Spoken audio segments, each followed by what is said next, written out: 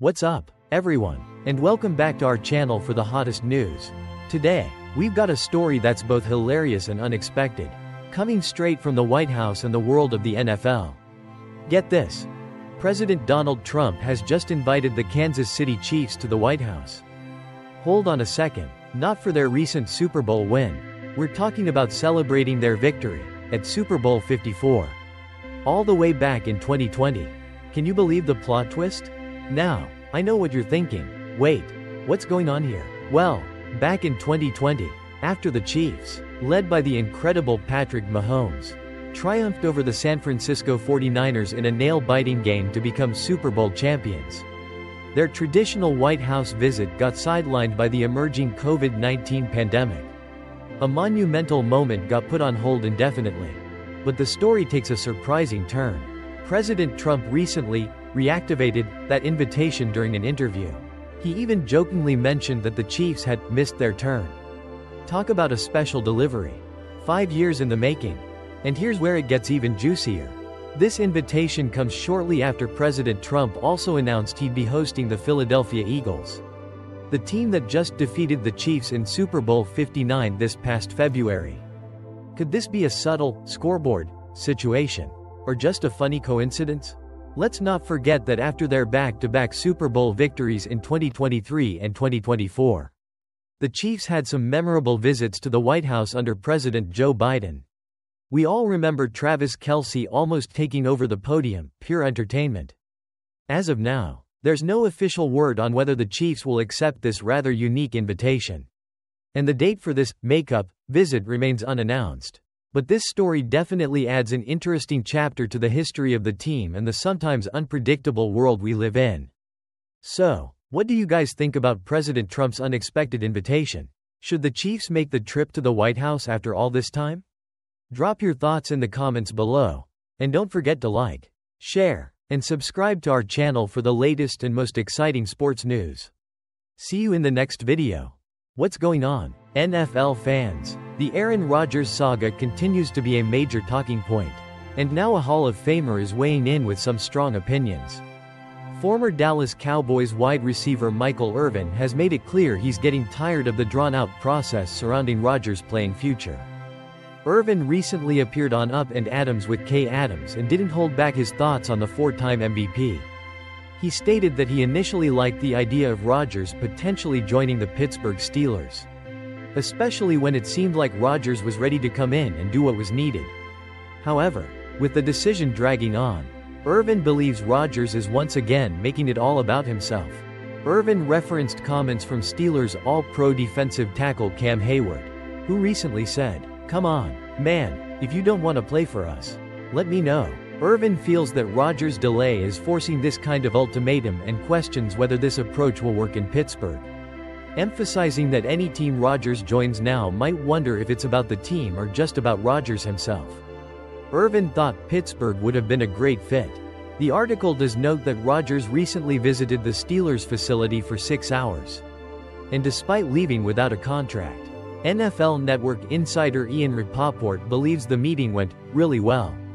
Mike Florio of Pro Football Talk even thinks it's a safe bet that Rodgers ends up in Pittsburgh. But the timing remains uncertain.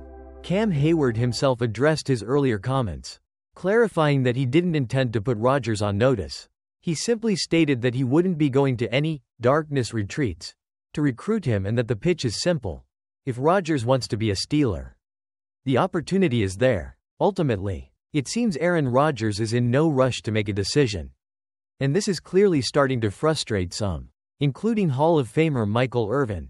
We'll have to wait and see how much longer this saga continues and where Rodgers will ultimately land, if anywhere, for the upcoming NFL season. What do you think about Irvin's comments? Is he right, or is Rodgers entitled to take his time with such a big decision? Let us know in the comments below. And don't forget to subscribe for more NFL news and updates. What's going on, football fanatics? Welcome back to the channel where we bring you the latest scoops from the NFL. Today, we're diving into the free agency drama surrounding a seasoned veteran, quarterback Russell Wilson.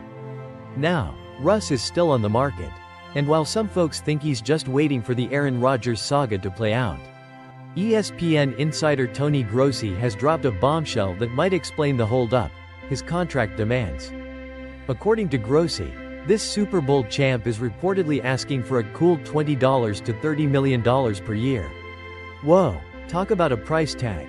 For a 36-year-old who, let's be honest, was part of that Steelers 5-game skid at the end of last season. That's a pretty hefty ask. And let's not forget, after the first wave of free agency, finding teams with that kind of cap space is like finding a decent parking spot on game day: tough. We know Wilson has visited the Cleveland Browns and the New York Giants, but left empty-handed. Sure, maybe they're playing the waiting game with Rodgers, but the truth is, their wallets aren't exactly overflowing right now. The Browns are sitting on just over $20 million in cap space, and the Giants have a little over $17 million. According to the folks at Over the Cap, they could definitely do some financial gymnastics to free up more cash. But is it worth it for a quarterback in the twilight of his career? That's the million-dollar question. Or should I say, the $20 to $30 million question. Interestingly enough, the Pittsburgh Steelers, Wilson's former team, actually have the most room to maneuver financially with almost $41 million in cap space. But their eyes are laser-focused on landing Aaron Rodgers, and most believe that deal is as good as done. Ouch. Look, no one's denying Wilson's past achievements, but he's not exactly the same player who was slinging touchdowns in Seattle. However, if he can somehow recapture that magic he had before that late-season slump with the Steelers, some team might just take a gamble on him. Maybe not at his desired price point, though. In his 2024 season with the Steelers, Wilson threw for almost 2.500 yards with 16 touchdowns and only 5 interceptions. He even added a couple of scores with his legs. Solid numbers, but are they $20 minus $30 million solid? So, what do you think? Is Russell Wilson's asking price too high? Which team do you think will ultimately sign him? Let us know your predictions in the comments below. And don't forget to hit that like button and subscribe for more NFL free agency updates. We'll see you in the next one. What's the latest from the NFL quarterback saga? Aaron Rodgers, the 4-time MVP, is still making the league wait on his decision. And with most of free agency in the books, the suspense is definitely building. At 41 years old, this isn't just another contract, it's likely the final chapter of an incredible career. So, what's the hold-up? Rodgers' options seem to boil down to 3: the Pittsburgh Steelers, the New York Giants, or hanging up his cleats. Let's break it down. The Steelers appear to be the most attractive destination for a Super Bowl push. They have a solid defense, some offensive weapons, and a need for a quarterback who can elevate their game. For Rodgers, it's a chance to contend immediately. Then there are the Giants. They offer Rodgers the opportunity to remain a starting quarterback in a major media market, and perhaps the chance to mentor a younger player down the line. While they might not be Super Bowl contenders right now, it's a chance to lead a historic franchise. Of course, retirement is always a possibility for a player of Rodgers' stature. After a long and decorated career, he might simply feel it's time to step away from the game. The intrigue here is that he's still performing at a high level when healthy. The waiting game isn't just affecting Rodgers' future. Russell Wilson, for example, is also in limbo. If Rodgers chooses the Steelers, Pittsburgh might look to reunite with Wilson. And if both those options are off the table for other teams, we could even see a desperate call to the Atlanta Falcons about Kirk Cousins' availability. Other veteran quarterbacks are also waiting to see where the dominoes fall. Ultimately, Rodgers is taking his time with a decision that will define the end of his legendary career. The Steelers offer the best shot at immediate contention. The Giants provide a prominent starting role, and retirement offers a graceful exit.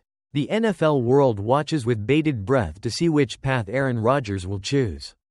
The quarterback carousel remains firmly stuck until he makes his move. What's cooking in the Steel City? The Pittsburgh Steelers quarterback situation has taken a fascinating turn. For weeks, the focus has been on whether Aaron Rodgers would land in the black and gold.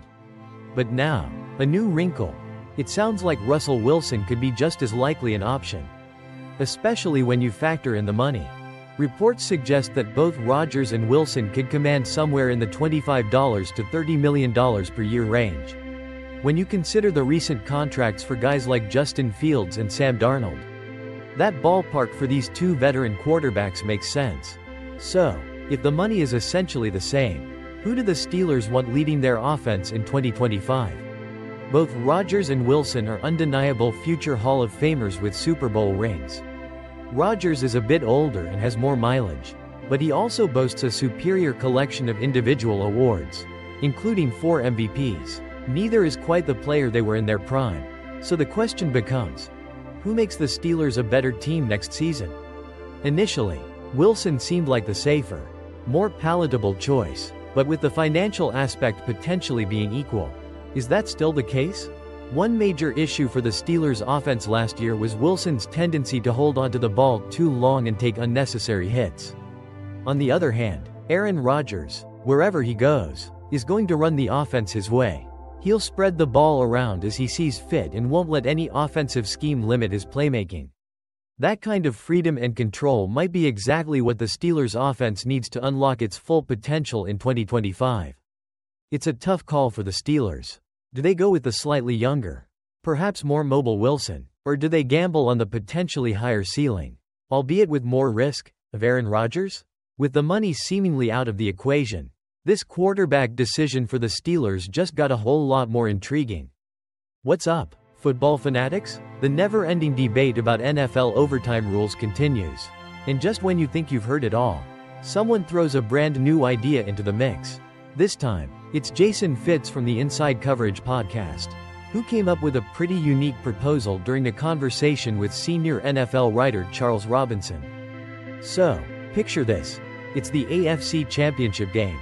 A high-stakes showdown between the Kansas City Chiefs and the Buffalo Bills.